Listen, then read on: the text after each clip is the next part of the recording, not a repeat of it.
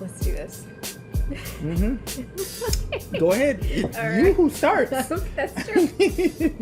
You are she. Yes, I am she. Hi, I'm Beth, And I'm Stainy. and you're listening to Mixed Politics. Mm-hmm. Welcome to episode 38. Wow. Barreling down. Almost over the hill. We've been on a hiatus for a little bit. Yeah. Not intentional. Life stuff. Yes. Real life crits. Mm-hmm. Yeah. Real life craziness. What's been going on with you? I've been doing a lot of home improvement projects, and by that I don't mean I hired somebody else to do it. I mean I've been doing it.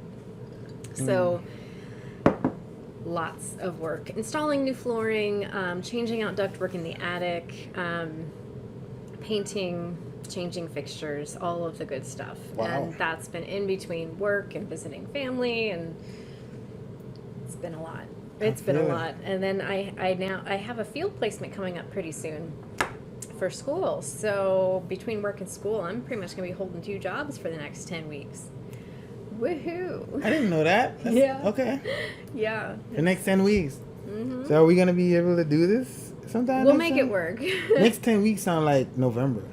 Yeah, it's gonna bring me to September, the October. end of the year. Yeah. Yeah, so we'll do the best we can. So, what right. about you? What's going on with you? Just work. Just work and keeping myself sane, you know, to be honest with you. Yeah, so I aced my probationary period at work as I knew you would. associate database administrator for robotics and automation. That's awesome. I had no Still- doubt that you were going to ace it. So it's been 6 months. What is this month? August? Yes, Right. So It's six August. and a little bit. 6 in a little bit. Yeah, and it's been quite a ride. I Aw. can't, you know, it's been freaking amazing. All of That's it. great. It's been freaking amazing. So I'm really happy for the career change, the opportunity, the learning, knowledge growth, help all the people. Well, what are you drinking now that you're taking a sip? Oh, I've been drinking. Actually, so this cup or the previous cup was Bumbo rum. Somebody recommended it to me. Honestly, I don't like it. Oh, okay, not a fan? It's not great. Okay. It's that dark one up over there. Okay. Yeah. It's supposed to be the high end of the brand. It just tastes like rum. Somebody poured sugarcane water in the rum, as we would say where I'm from. Yeah, you Like, know your rum. Yeah, so. this ain't it. Which is why I had to like douse it with fucking Coca-Cola because Okay. it was not smooth enough to like drink by itself, which is what I was hoping for. Not sponsored. Yeah, Had to not. say that. You know what? It would be so funny if they wanted to sponsor us and they come across this video. I would say no. Matter of fact, yeah, move your mediocre ass on. Right? We have a quality podcast here. We do. So- we do in quality. So what are you drinking since it's not that stuff? That stuff. So I went back to the Bacardi Black. Okay. Just to make it work with the Coca-Cola rum and Coke. And you know me, I gotta have a little splash of lime or lemon or whatever. I almost did JD and Coke tonight, and I decided not to. Wow. So What did you go? What did you go with instead? What are you I'm drinking? having peach flavored margarita. From Gloria? Gloria, Rancho La Gloria. Oh. It's good. It's good. Cutwater. Have you heard? Like, there's this brand called Cutwater, and they make like the most amazing margarita. The What? fucking shit is like 13.9%, and it tastes really good. Like, you'll be skeptical, like anybody with a natural brain is, because you're pouring it out of a can. You're like, Yeah. there's no way this can be good. I would be skeptical. Right, but it's fucking amazing. Oh, Like sure. everyone, like I was at Ruth Chris last night. Oh, yeah. And Okay. the waiter was just like, "Oh, have you guys heard about Cutwater?" We're like, "Yes, of course we have. Shit's fucking crazy." But that one knocks it out of the park. The Cutwater margarita. But they have a mango margarita. Throw it in the drench. Really? It's the Thank you worst. for the warning, because I probably would have been drawn to Don't that. get the mango. So when I saw you getting the peach, I was just like, maybe you fuck around with like flavored margaritas. Not normally, no. Oh. I'm just a fan of regular margarita. You take me to a Mexican restaurant, and I'm getting the biggest frozen margarita you've ever seen. Yeah. And that's pretty much all I want. You don't have to get me anything else. Just get me the margaritas. Yeah, These like are people be really liking good. like raspberry margarita, strawberry, peach, lemon, lime, whatever the fuck. And for I me- think lime is like the standard, Yes, base. the lime margarita and no sugar, no salt for me. I mean, just straight margarita. Yeah. That's what I want. So yeah, that's what I'm drinking tonight. Peach flavored margarita mix. All right. Well, don't get the mango off Cutwater because this shit's horrible. Thank you. I will not. Okay. So what are we talking about tonight? What is going on with the DC Trump indictment?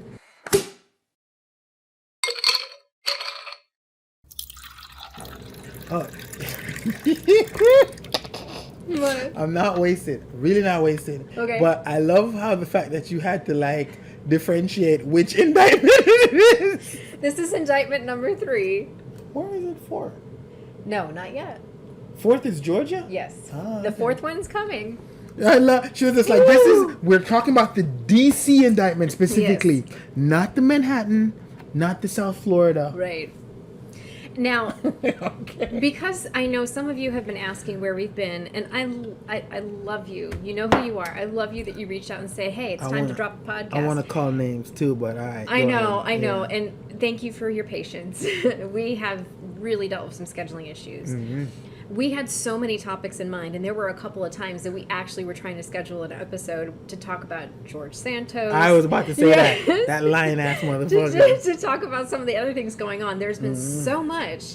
But I finally said to him, like, let's do this. We have to talk about it because it's such a huge story. Yeah. There have been so many other things that have been going on in the news that we desperately wanted to talk about. But this just felt like we had to. And I looked back at our prior episodes, and 2 episodes ago, we talked about Trump's first indictment. No, that's the thing. I was thinking about that today before you got here. I was like, how many times have we said we really don't want to be like the Trump podcast? I know. And we don't want to be talking about this. Right. And I remember specifically we said that we can't wait until he's just like vanished in the obscurity. Right. And we don't have to talk about him anymore. Or we can talk about like real politics of the day Right. and shit. And it's like, here we are Real again. politics. I don't like doing this. I don't like doing this either, though. Fuck. I find it to be extremely historically relevant. And not just because this is an unprecedented thing. Count how many times I'm doing air quotes. Take a shot every time I do.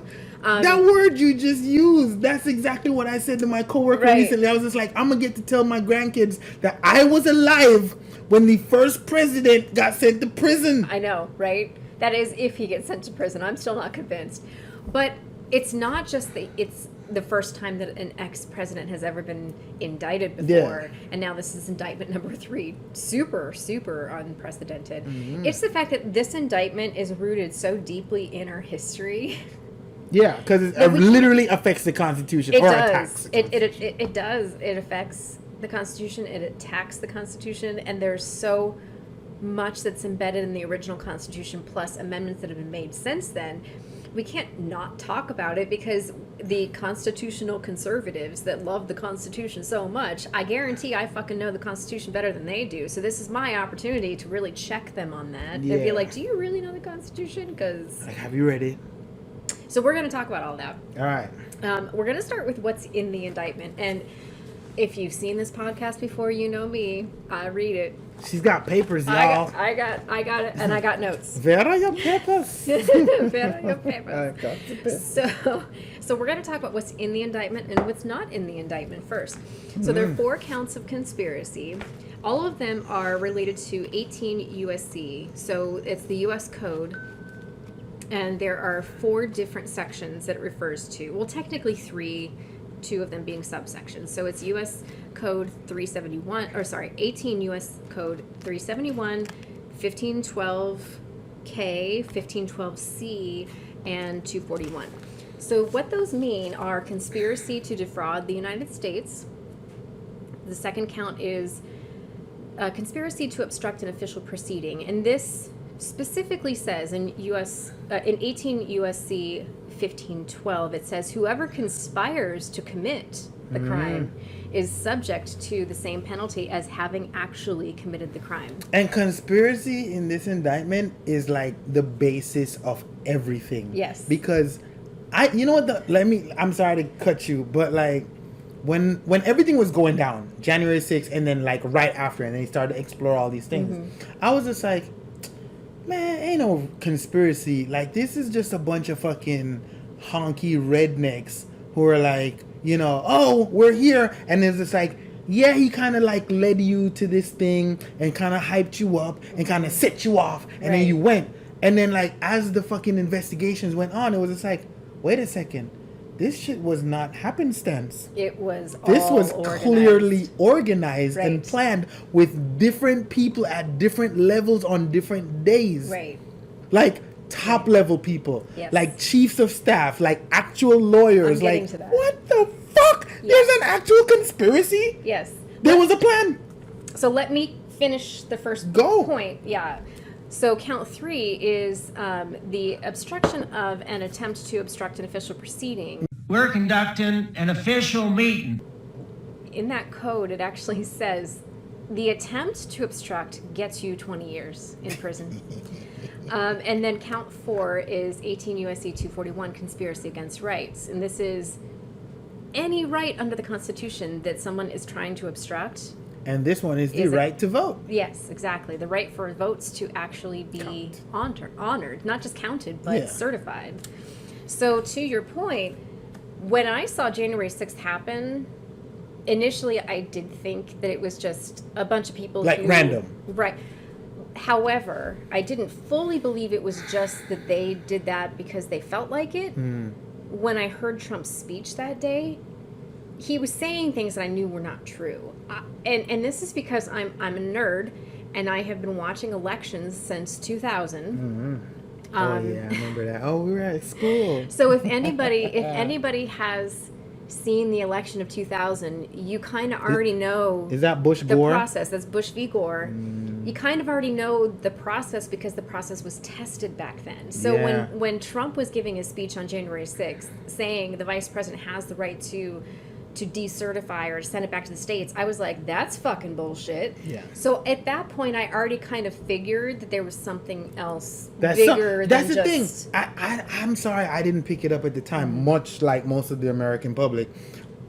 It was just like, it wasn't like Trump went to bed and came up and was just like, I have an idea.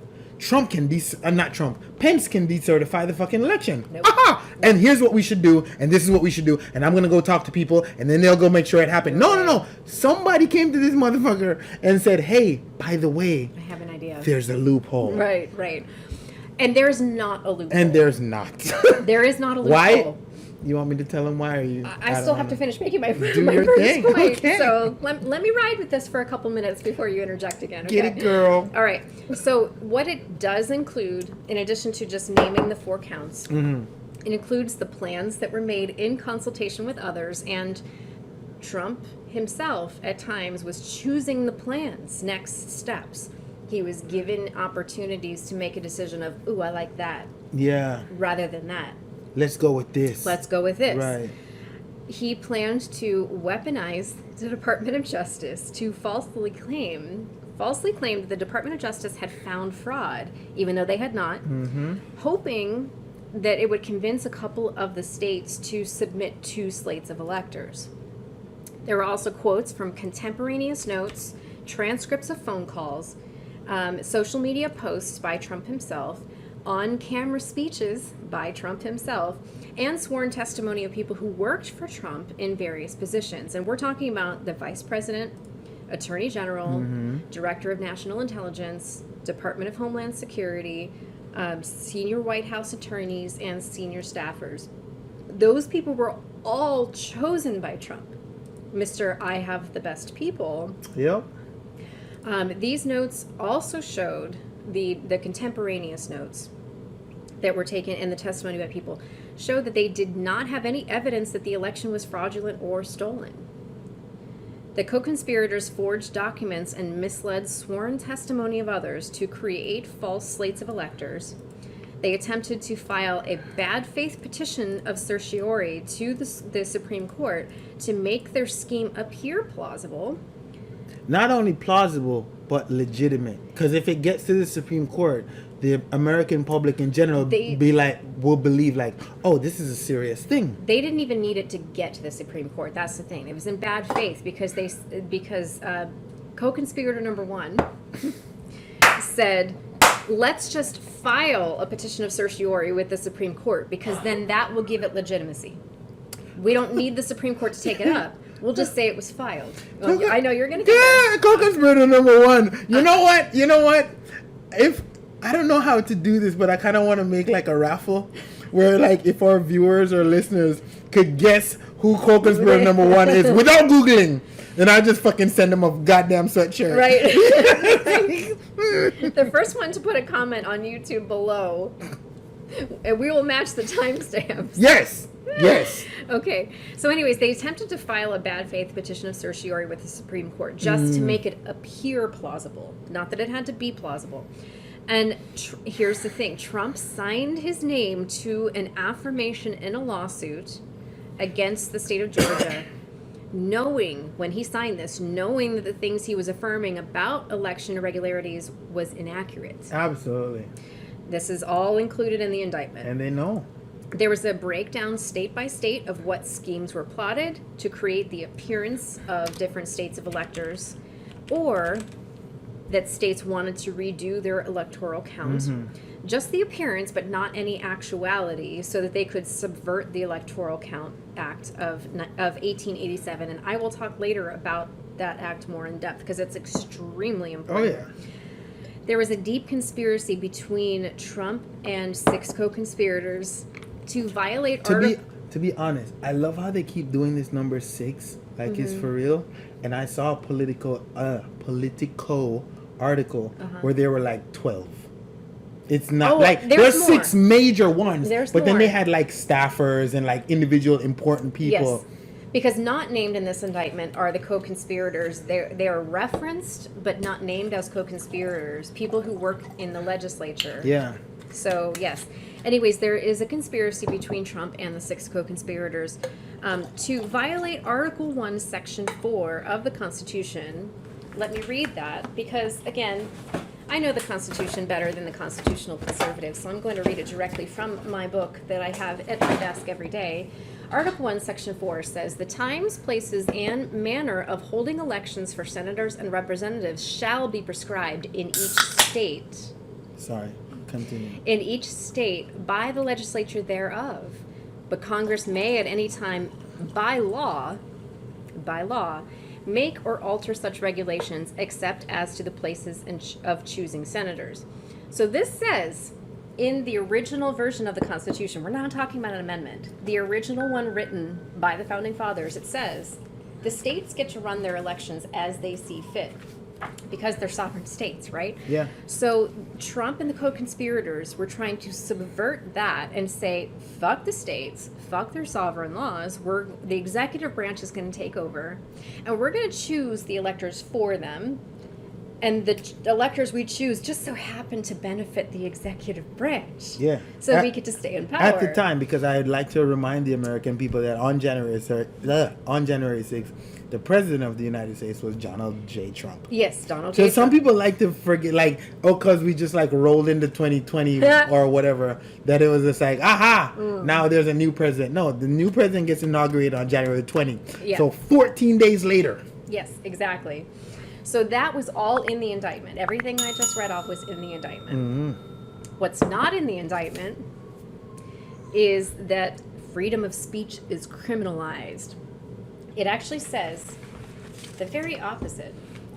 I know that Laura Ingraham, on the day that this indictment came out, Laura Ingraham had a whole segment on Fox News. And wouldn't you know, the next day, I heard people repeating it.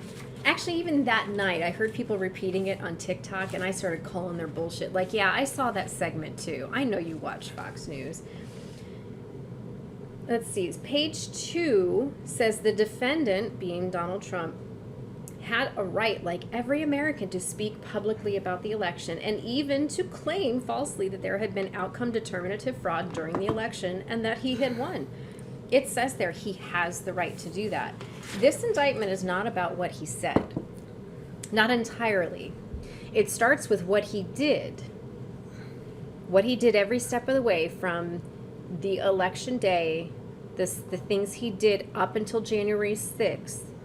And then it picks up with what he said on January 6th to then try to get other people to push his plan forward, his conspiracy forward, because at that point, January 6th, please go read this. I will link it in the show notes. You have to read this. Yeah. It gives the timeline in which he was trying to conspire with every single thing possible. Every plan that was brought to him, he tried it, and then it didn't. Somebody else said, dude, that's not constitutional, or dude, I'm not going to do that for you, or dude, we're all going to resign. And he's like, fuck it. Okay, give me the next one. So he went through a series of events where he was like, this, I want to try this, I want to try this, I want to try this. And that's why the conspiracy sticks. That's why the conspiracy sticks, because it's conspiring with other people to try to do something. It wasn't just... So it was his actions up until January 6th. He woke up, yeah. And then his words on January 6th were in direct conflict with conversations he had with people, where people were telling him, dude, you can't fucking do this. And he was just like, whatever. And then he gives a speech where he incites people up, and he's like, go do this in my honor. And this is why the fascist accusations of like him being a fascist or whatever. And I mean, you can find whatever checklist you want online and be like, what is a fascist? And then you'll fucking check them off. Is exactly that. It's like, you know, he's trying to hold on to power by desperate means. And that's really what it comes down to. Like, at the end of the day, what was he trying to accomplish? Right. An election got certified, an election got sanctioned, an election got approved by every friggin' state, by the DOJ that he installed, by the Supreme Court, by everyone, and even fucking, and I love bringing up this point because they hate it, Fox News called the election before anybody else. Oh, that got him so mad. Anybody else, where Fox News is like, you know what, bro, Biden wins, I'm sorry. It is what it is. And the person who called it for Fox News testified in front of the January 6th committee to say, I stand by what I did. It wasn't wrong. It was based on statistics. I did the right thing. There are the numbers, and we can't hide from that. So, you know, I think it's really odd for the people who are against it to, like, come up with their weirdo theories, because just like I did on January 6th, I was just like, ain't no conspiracy, this is just a mob of people. And then, like, it's so shocking to find out, but like, it's so weird because over the past, 6 years, Trump and everybody else who's in his camp has casted so much doubt on, like, media and investigation, on the Supreme Court, on the DOJ, on the FBI, on the CIA, etc., where it's almost like you don't know what to believe.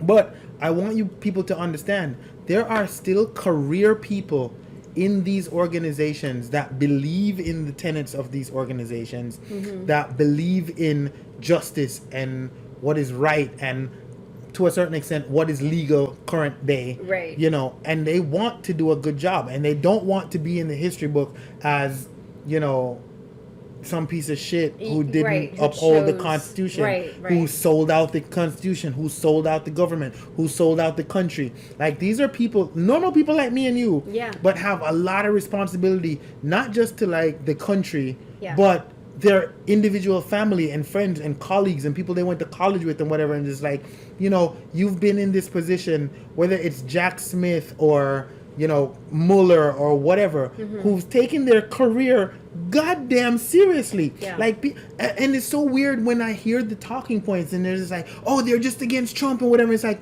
Mueller is a Republican. They're all, that's the thing. Every single person, I'm so glad you said that. Literally every single person, I cannot emphasize this enough. Every person who's been interviewed, who has gone under oath, who's given their contemporaneous notes, who was a witness in this, who was a co-conspirator, or who was the defendant himself, are all Republicans. Handpicked by Trump. Handpicked? It's so weird to me. It's just this like, is not a Democratic plot. Yeah, when they're just like, they're against him, and I'm like, who? These are judges he appointed. All of them.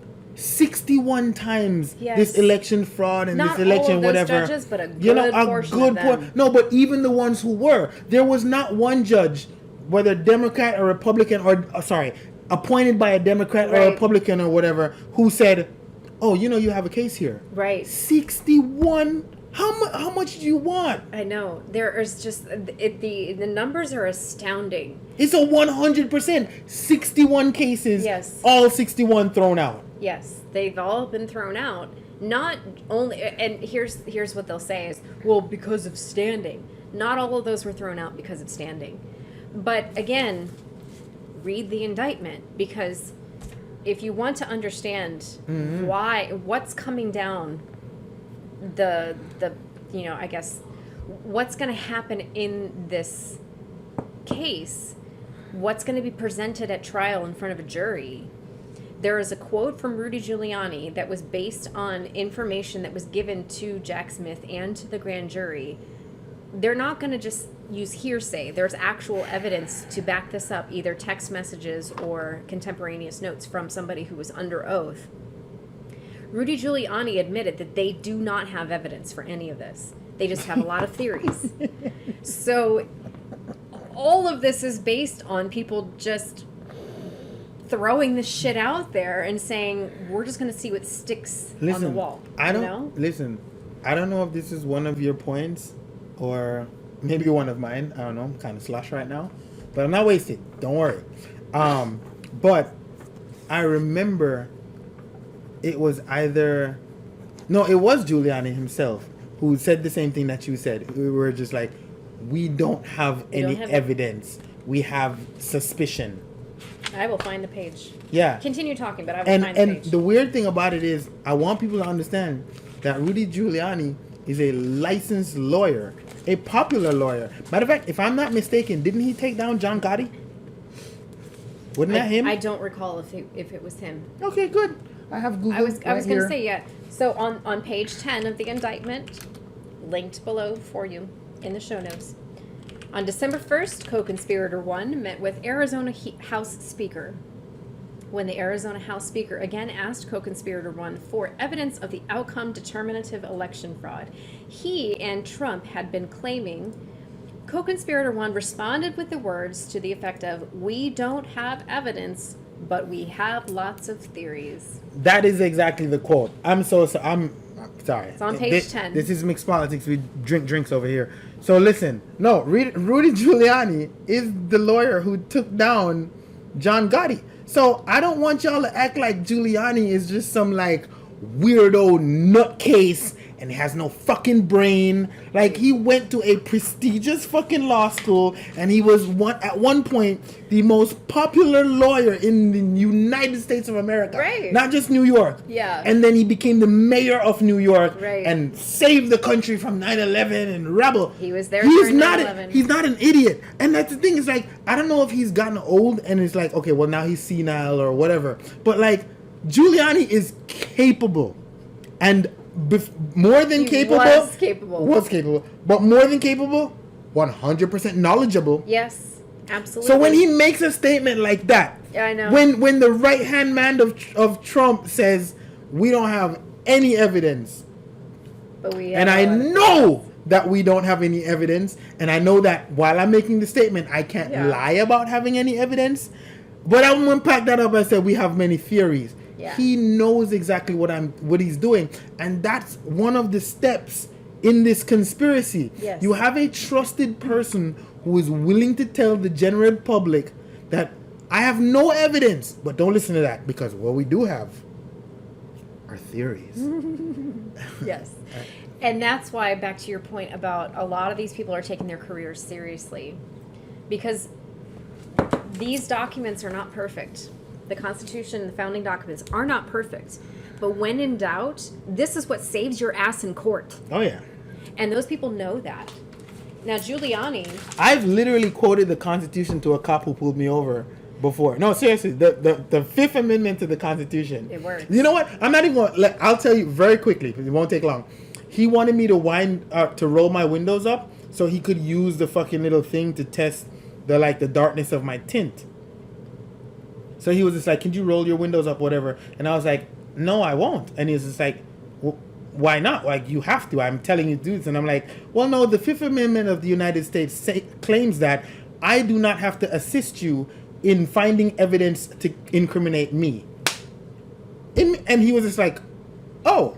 And I was like, yeah, that's what it says. I don't have to help you with your investigation and trying to incriminate me. Exactly. So if you're making me roll this window up, I'm going to go to court for violating my civil rights, my constitutional, God-given motherfucking United States rights. And he was just like, okay. And then he wrote me a ticket for the speeding. Sure. But, man, that's fine. Because he caught me doing that. That was brilliant. Yeah. No, this happened with my dad in the car at Easton. I'm not even making this up. He can tell you. This is absolutely the right thing to do, because the Constitution was written for a purpose. The amendments exist for a purpose. And that's why I'm going to go in depth into the Electoral Count Act and why it exists and how the GOP is reacting to it, because it's really fucking rich from these people. But I'm going to go into it because it's very important, exactly for why, the reason that you just said.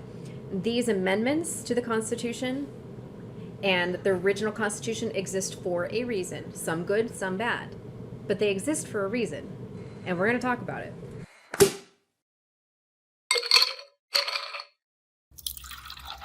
So you were curious about the co-conspirators. We were both giggling about that because there's a lot of speculation about who these co-conspirators are. I have a speculation as to why they're actually not named, but I believe that you're going to talk about who they are, and I'm interested. I'm going to make fantastic predictions based on stuff that I've read and stuff that I've seen and now, whatever. just for context, this is on page 3 of the indictment. It talks about the defendant's co-conspirators. Right, because here's the thing. Just to preface, you can't have you can kind of have a conspiracy by yourself, but you can't kind of enact it by yourself. It has to be more than one person. A conspiracy by definition is more than one person. Right. Yes. Which is what baffled me and most other people before. It's just like, it seemed like a fly of the pants type of thing flight of the seat of your pants type of thing. Yes. Where it was like, oh, we lost this election, blah, blah, blah. It wasn't fair. It was hacked. It was rigged, rebel. And January 6th, I just picked a random date. No, it was a date that the things are going to be confirmed. And everyone needs to come to DC, and then we're gonna fight like hell to save our country. And it's like, well, trial by combat. And then somehow in the hype and the melee and the weirdness, we got to storming the Capitol, and a couple of people got killed, whatever, and the Capitol Police got their ass beat, etc. And like, it wasn't like that. No. It was, for months, people were talking to Trump like, if plan A doesn't work, then plan B. Then if not, plan C. And that's where the conspiracy comes from, because it wasn't just him. He didn't just decide, I'm going to go up grab the mic and ad lib on January 6th. No. So the indictment names co-conspirator number 1. And I love the language, and I'm going to read the language directly from the indictment. Please, and I will tell you what pages they're on when you read it, because I don't know what he's about to say, but I will find it. So this is what the indictment says. The prosecutors described the co-conspirator as, and I quote, an attorney who was willing to spread knowingly false claims and pursue strategies. That's why it's a conspiracy. There was a strategy that Trump's 2020 re-election campaign attorneys would not.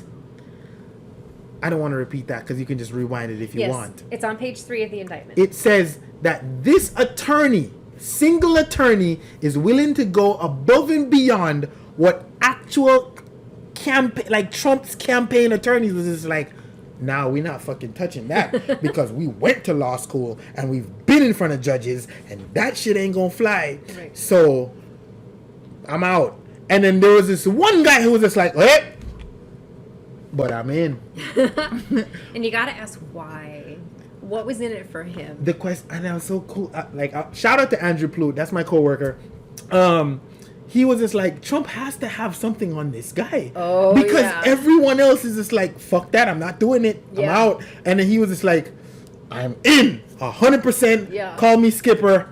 I'm rolling with Gilligan. There's either he has something on him or he has something to give him. Yeah. One of those two things. So, I'm reading here. Among other things, the indictment quotes from a voicemail that co-conspirator 1 left. Quote, for a United States senator, unnamed, on January 6th. The quotes in the indictment match quotes from Giuliani's call intended for GOP Senator Tommy Tuberville, as reported by CNN and other outlets. Ted Goodman, a political advisor to Giuliani, said in a statement that every fact Mayor Rudy Giuliani possesses about this case establishes the good faith basis President Donald Trump had for actions he took during the 2-month period charged in the indictment. That's the 2-month period leading up to the January 6th indictment.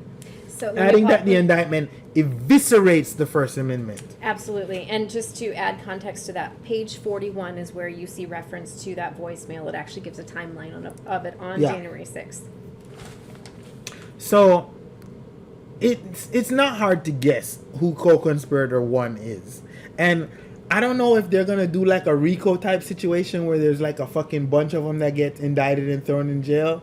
But like it would be ridiculous if Trump and Giuliani and other people who we're about to talk about actually get thrown in jail. For one, want the My Pillow guy. Yeah. That guy's got enough trouble. Can you scroll back up a little bit? Because I want to go back to what that said, adding that the indictment eviscerates the First Amendment. Yeah. Again, the indictment actually says the former president has every right to claim that he won falsely. He has every right. This is not a First Amendment thing. This is the actions leading up to January 6th. Yeah. And that specifically what he said on January 6th that he knew was wrong. And it's hard for a court to prove or a prosecutor to prove that he knew he was wrong. But the information prior to that in the indictment from November 8th all the way up until January 6th, it tells you how many times people told him, no, there's no evidence. No, this is not wrong. No, this is not in the Constitution. There's a bunch of serious like career people who told him, Yes. you need to chill the fuck out. Yes. And you know the majority of those people are his campaign management. People he his chose. entire campaign Yes. was just like, hey bro, you need to stop. Yes. This is over. Yes. You're going into territories that's illegal and uncharted, and we Yes. don't have no experience with this in the history of the United States. And there are Please stop. There are 2 times in here somebody testified under oath saying different quotes, Yeah. and I will not quote them because they're in completely different contexts that we can't go into. 2 times that Trump was quoted acknowledging that he lost the Yeah, election. he was just like, He so knew. he was just like, okay, so what can we do then? Yes. Like, Jesus, fuck. Or, yeah, I lost this guy. We'll leave this mess for him to clean up. So Yeah. he knew he lost, but in public he was saying something different. So second co-conspirator too. second co-conspirator, the prosecutors describe in the indictment as, and I quote, an attorney who devised and attempted to implement a strategy to leverage the vice president's ceremonial role overseeing the certification proceeding to obstruct the certification of the presidential election. Now, that was a whole word salad. That was a lot of word salad. And I just want to clear it up for you. But I can explain. Right, but I'm going to attempt to before. You do it. So what this is saying is that, first of all, I want you to look at the word ceremonial. Ceremonial. This procedure on January 6th is largely ceremonial. There was a bill that was passed in the early 1900s, somewhere between 1912 and 1921. Somewhere in between there. Beth probably knows the exact date. I don't care. But there's a bill, and it was passed, and it was saying that, hey, we've reduced the role of the vice president, so this is just pomp and circumstance. It don't mean shit. He's just gonna go up there and call some names, and it's a big ceremony where people wear their suits and their fucking lapels and their fucking whatever and have a ceremony. This is ceremonial shit is not new for the Commonwealth. We've been doing this since England. And there's a reason for it. Right. But it doesn't really mean anything because once the Electoral College has already counted the votes and then certified it by, if I'm not mistaken, and I'm sure I'm not, December 12th. Right. Yes. That's it. It's done at that Well, point. December 14th, actually. 14th I at that think time? it's the 14th, Right. yeah. It's done at that point. So anything after that is just, we're getting dressed up, we're going to dinner, we're having a talk, we're calling some names. Mm-hmm. That's it. There was an actual bill. 1887. 18, before that? Oh, goddamn. Okay. It's been amended, but No, 1887 was when it it was... probably was amended in the... Because it's been amended a few times. And each time, they just strip more power. They're just like, listen, we're having a party and calling names. Yeah, and I will absolutely go into depth with this. We're going to save it for the end of the show. Yeah. So stick around for We're that. calling names. And so that was Mike Pence's job. But this guy thought that, here's what we're going to do. And there was an elaborate plan. And this is where the conspiracy comes in. And I want to keep on tying everything into the conspiracy because it's true. They had electors selected that they brought to Washington, D.C. to say, for example, I'm just going to call a random state, but this might not be one of them. Just for argument's sake. the electors from Utah are shit. Just say Michigan because Michigan was involved. Definitely. Okay, let's go with that. Michigan, because we hate them anyways, because we live in Ohio. Fuck that state up north. Teton. So Michigan, because they weak sauce, aren't they? Huh? Just in general, because we're Buckeyes. I don't hate Michigan. I want them to be good because they're our rivals. I don't want to beat a shitty team. I root for Michigan when they're not playing Ohio State. I'll be honest. You know what? Big Ten. Okay. That's right. So here's what happened. So Michigan, they had their electors that were chosen by the state, that were elected, that were provisioned, that were whatever. And so this guy, Trump lawyer, conspirator number 2, said, you know what we're going to do?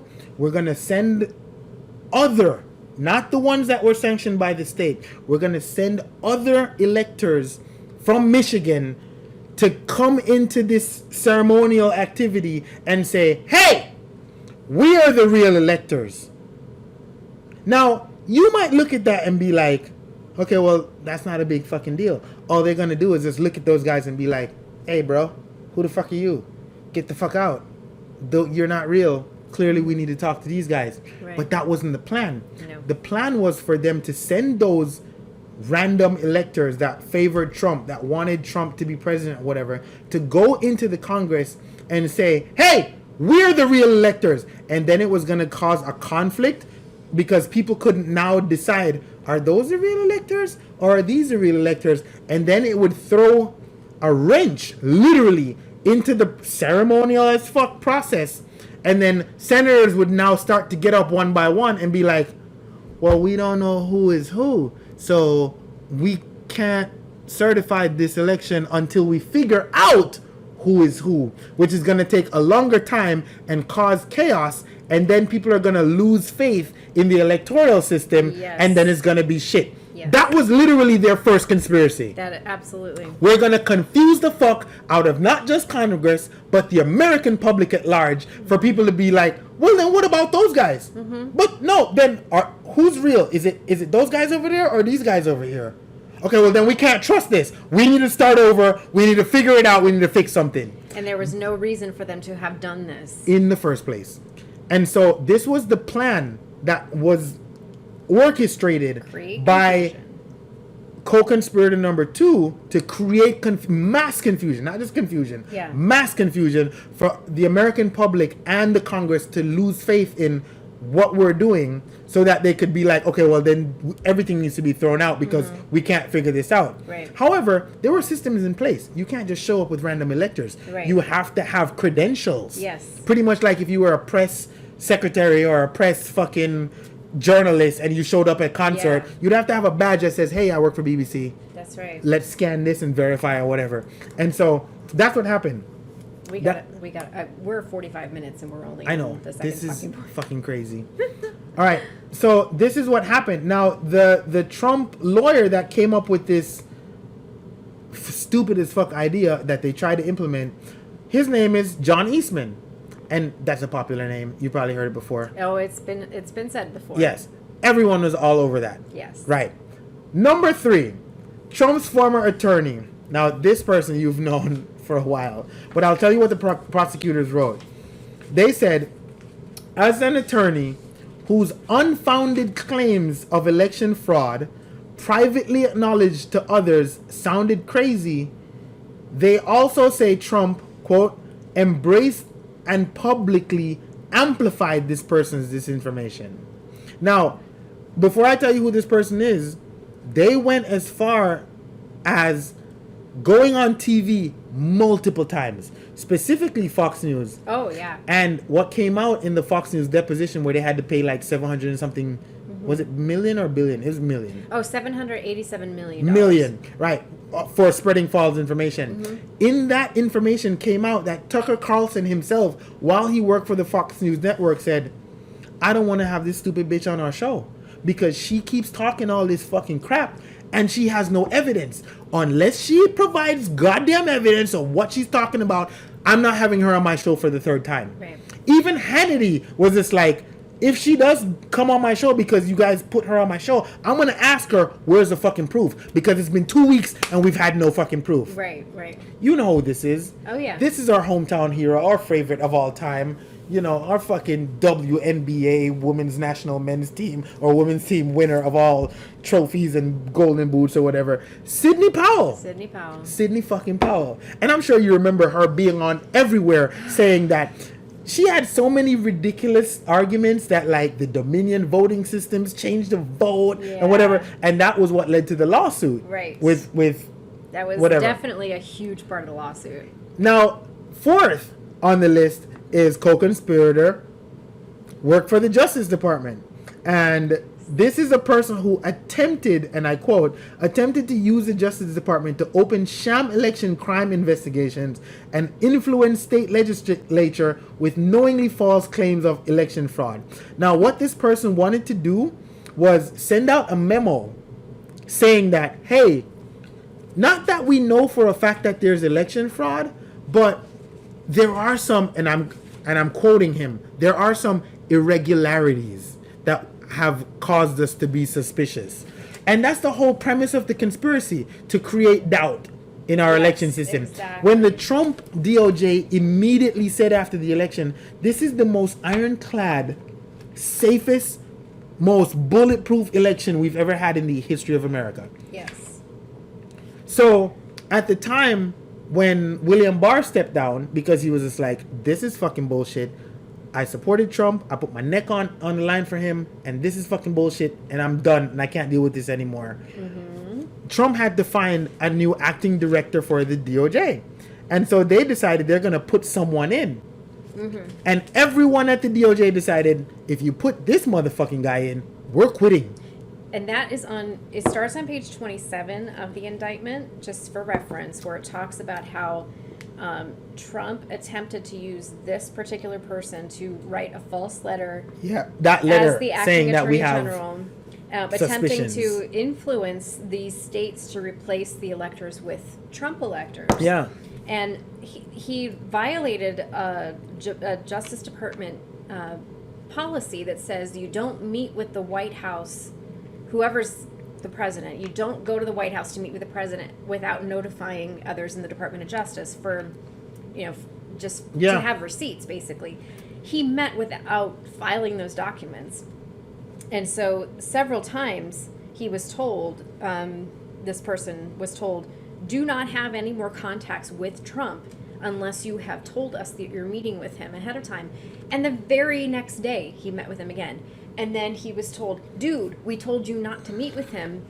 But he was filing these memos, trying to create the chaos. Everyone who's friends with Trump somehow weirdly believes they're above the law. And I don't know. Is this trickle-down lawlessness? Trickle-down lawlessness. I like that. That's a good one. I'm writing that down. Trickle-down lawlessness. Trickle down. So this official is named Jeffrey Clark. And that backs up again the entire fucking conspiracy, saying that, listen, we're gonna install electors to cause mass confusion to cause us a problem. Now, there are two others that I'm not gonna get into because this has gone on too long. Because there's a lot of speculation. Just understand that the indictment of conspiracy is fucking real. There were plans. There was a plan and a plan B and a plan C and a plan what the fuck else. And then there's a nuclear option, which they literally employed by sending a fucking mass of people into the Capitol. Resort. That was the last resort to go fucking kill hang Mike Pence and shoot Nancy Pelosi and everybody else. And whatever else. So I have a theory as to why these are named as co-conspirators but not actually named by name. If you put the puzzle pieces together, you kind of know who they are. Mm-hmm.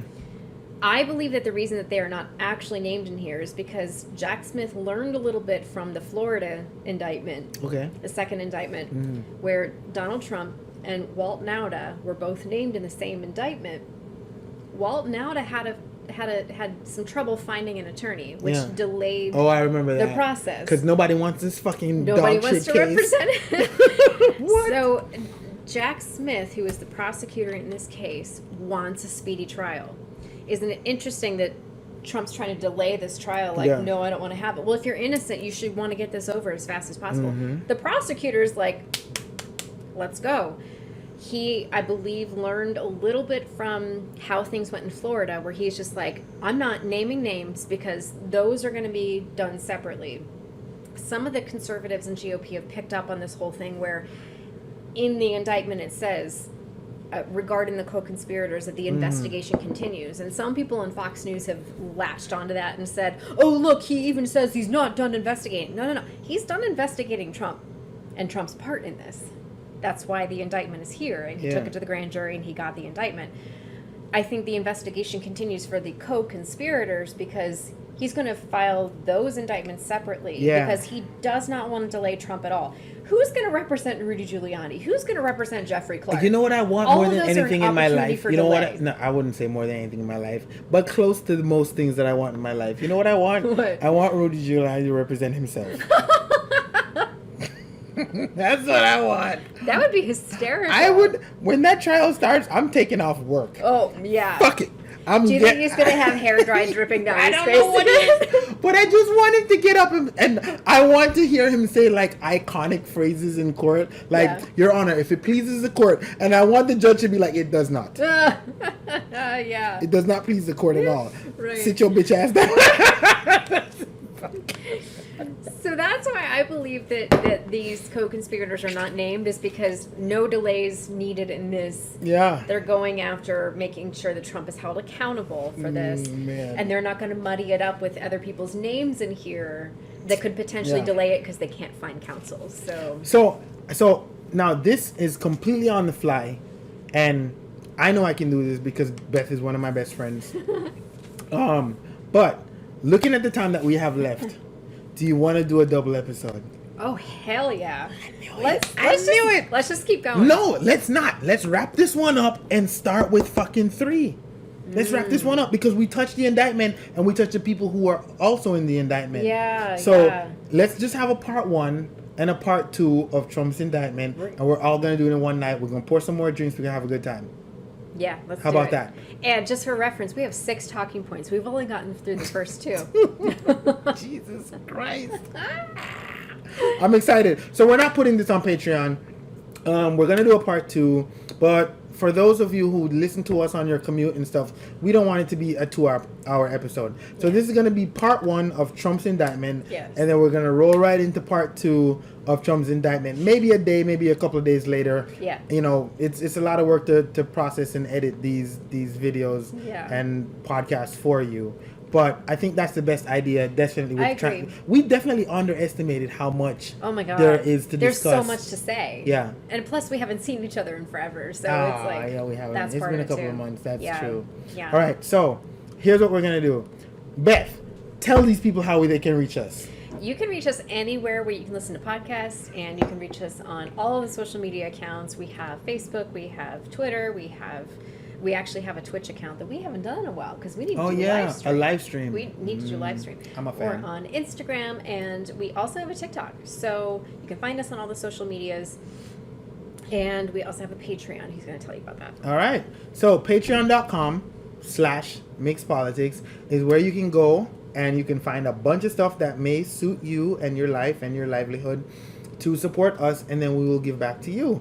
You can get one of these sweet, awesome hoodies that says what it says. It says what it says. No, but it does. It is analysts, pundits, and experts. It just fucking says what it says. Because apes, and that's who we are. We're Yes. political goddamn apes. We're analysts, pundits, and experts in our own right.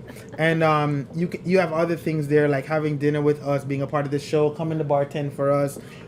There's not just hoodies, there's shirts, there's other stuff. You can get a picture of Beth that's signed by her. I don't know why you would want that, but fanboys do fanboys things. Okay, it's gonna go up there. I'm putting it up there. I want it to be a thing. You gonna be in here one Sunday just fucking signing 5x9s. I'll do it. Yeah. I'll do it. All right, but that's patreon.com/mixedpolitics, and the people who've been stalwart members of that, you're still paying our bills. You're still paying for us to disseminate this via Captivate.fm, etc. And we appreciate your loyalty. Patience. Okay. Yeah, patience Both. and loyalty. Both. Because we have slacked off this year. A lot of developments, and I'm sorry. Not but- intentionally. I mean, we just No, we have not. literally haven't had time. Yeah. So what we're gonna do is we're gonna wrap this up, and then we're gonna start a new episode. Episode 2 of Trump's indictment, because there's a lot to unpack, and we're gonna do better with time with this one. Oh well, I mean, what the fuck? Maybe we can have 3 episodes. I'll try my best to not have 3. All right. So thanks. Yes. Cheers. Appreciate you. I think this is a good idea. I think so too. Yeah. Kudos to you for thinking of that.